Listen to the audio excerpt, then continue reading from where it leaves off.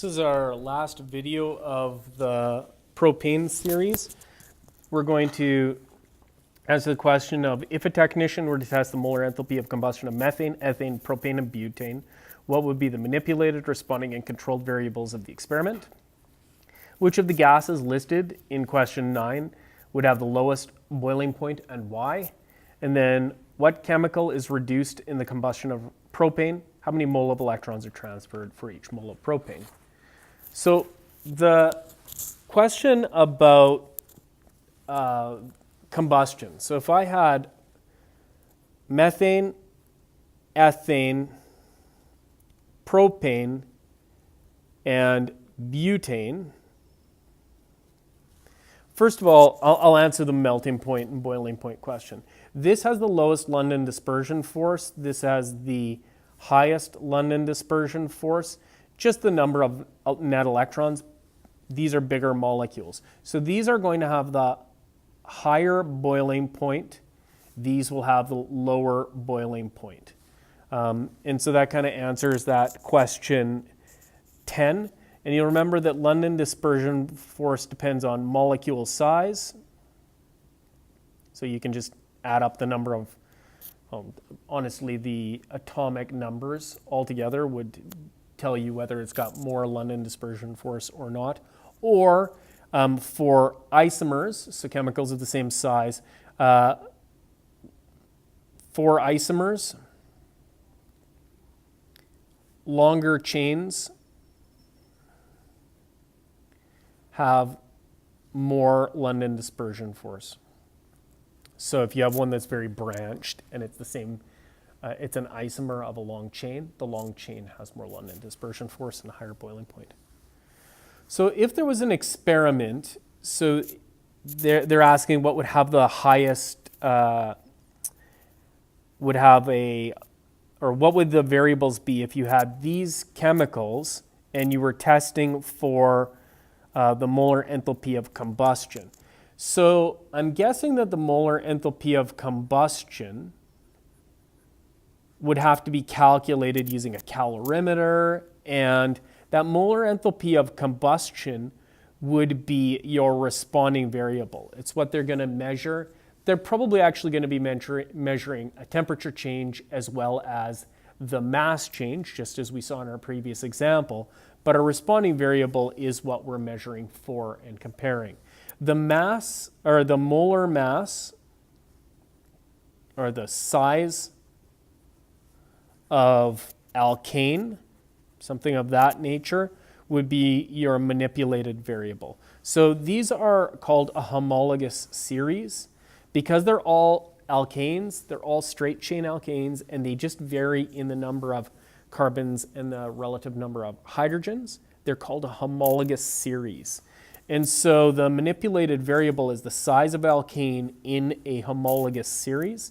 Really key is that it's the size of alkane, and the responding variable is the molar enthalpy.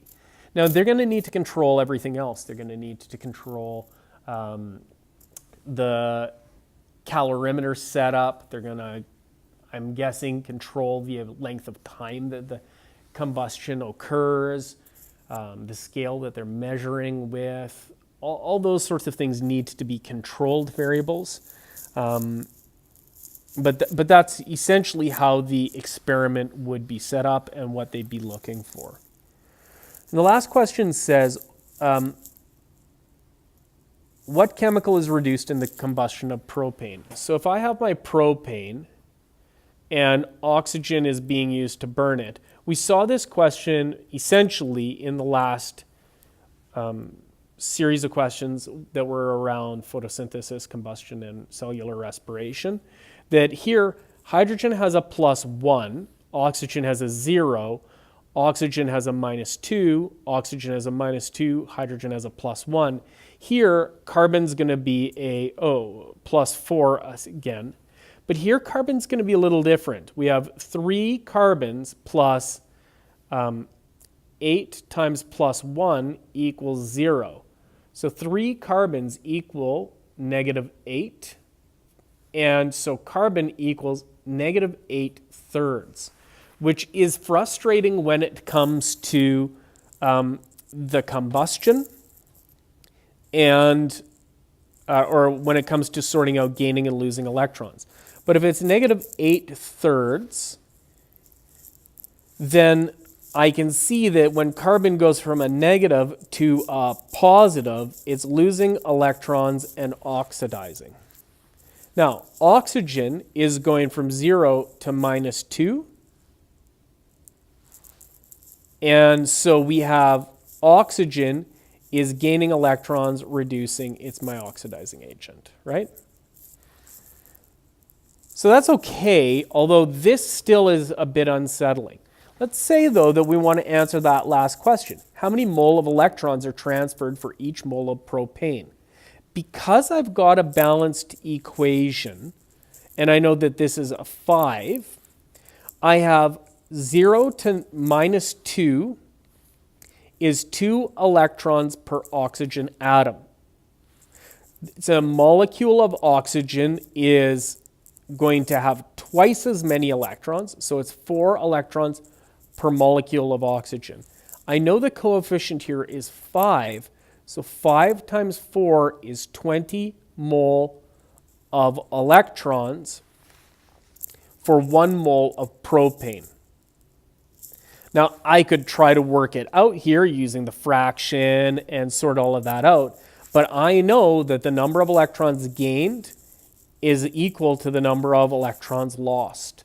So I didn't actually need to even do this part to sort this out. So you can see that this is a little bit different than the previous question.